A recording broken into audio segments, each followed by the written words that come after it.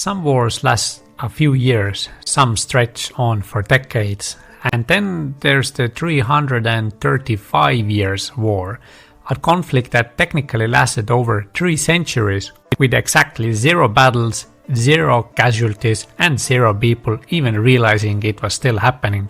The year is 1651, and Britain is in absolute chaos. The English Civil War is raging, with royalists loyal to the King Charles I battling with the parliamentarians led by Oliver Cromwell. After suffering defeat, a group of royalist forces retreats to the Isles of Scilly, using it as a base to launch attacks on Dutch ships. At the time, the Netherlands is an ally of Cromwell's parliamentarians, and the Dutch navy led by Admiral Marten Tromp is losing patience. So Tromp does what any reasonable admiral would do: he declares war on an island. The problem was that nobody ever got around to do actual fighting. Within a few months, the parliamentarians took control of the Isles of Scilly, meaning the whole reason for the war, royalist pirates attacking Dutch ships, was no longer an issue. Tromp and his fleet left, and everyone just forgot to sign a peace treaty. So, while no one remembered, the Isles of Scilly and the Netherlands remained technically at war.